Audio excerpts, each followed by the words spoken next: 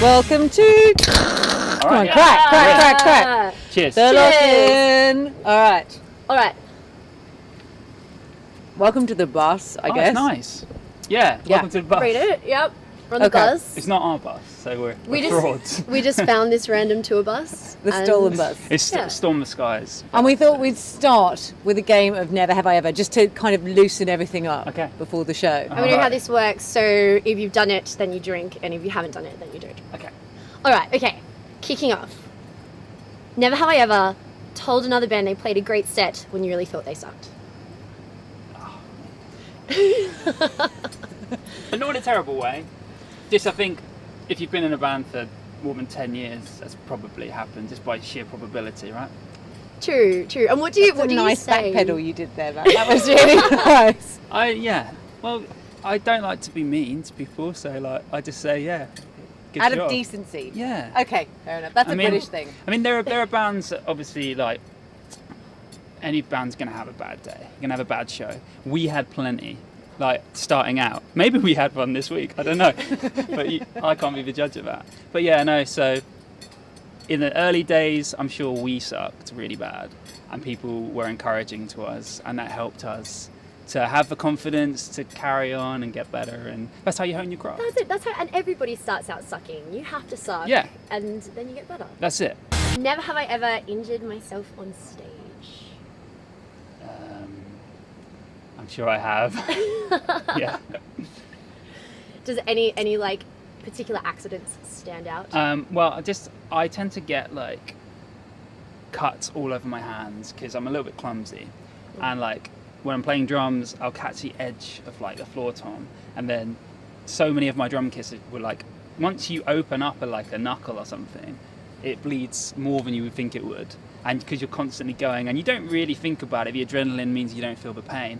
So then the whole drum kit is covered in blood by the end. It's quite rock and roll. And do you keep the blood there just as a kind of a trophy, or do you clean? Nah, you clean up. Okay, it's a bit of well, index. actually, no, I'm pretty lazy. So I probably haven't. DNA all over the drum because kit. the drum heads need to be replaced at some point anyway. So what's the point in cleaning them? Exactly. Yeah.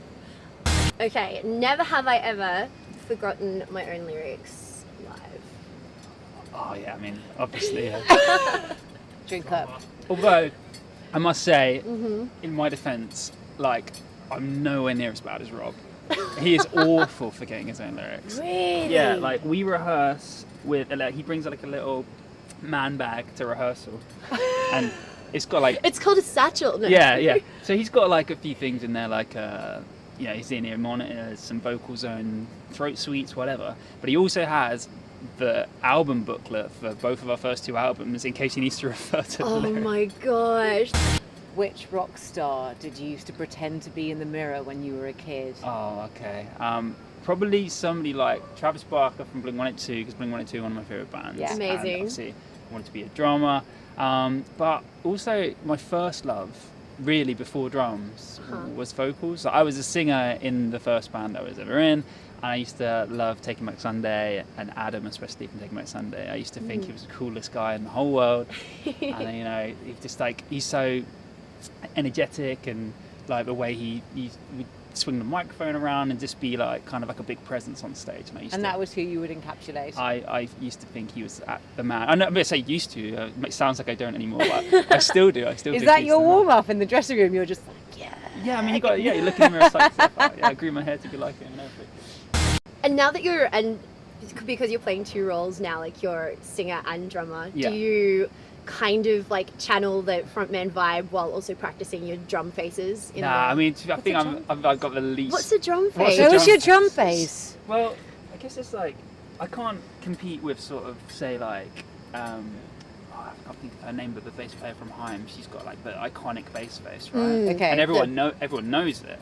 She's nailed it. She's got a signature face, but mine's probably more just uncoordinated, looking a bit in pain because I'm thinking about too many things at once. So. But that's important because that means you're drum bass, he's in the zone. Yeah. It's an aerobic workout. Yeah, if I look too at ease, that's a bad thing. Never have I ever. Yeah, you do that.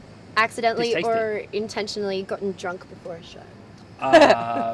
I don't think I ever have, you know. Oh, responsible. Yeah, like I've never been drunk. I'm too sensible for that. Like I've definitely had a few beers and felt a bit of a buzz, especially if I've been nervous. But as time's gone on, I don't really drink before shows unless I have a young Henry's, because I can't resist. This could be the first time. This could be the first time. We're not Young going to Henry. get you The drunk. Newtowner. Yeah, maybe tonight I'll have a couple more. Okay, never have I ever pretended I was too sick to go to band prac because I had other plans. No, I'm a bit of a goody two shoes. You're such a goody two shoes. Like when You're it comes so to band practice, like the other boys always sort of like tease me a bit. They're like, "Oh, you love practice. You love practice. You always make us practice." Because I'm always like, I'm just a bit of a worrier. You're like the Hermione of the band. I told you, wizards in a rower, rowing wizards. I think it comes down to, though, like when we write a record, when we record it, like I don't ever think about the vocals when I'm recording the drums and vice versa. I mean, obviously the vocals come later, so I don't think about the practicalities of being able to do it because I don't want to limit us. I just like, okay, I'll learn it later. Yeah. So we come afterwards, and I have the job of learning to play and sing at the same time. Yes. Which is amazing. You is need to have something- like two separate brains. Yeah, or just one that works in a weird way.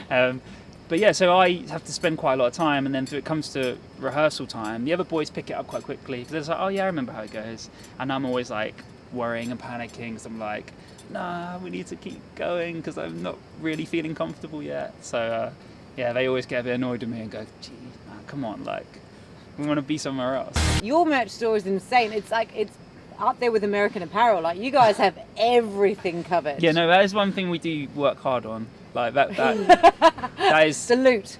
Well, no, I actually quite enjoy it, so that's kind of cool.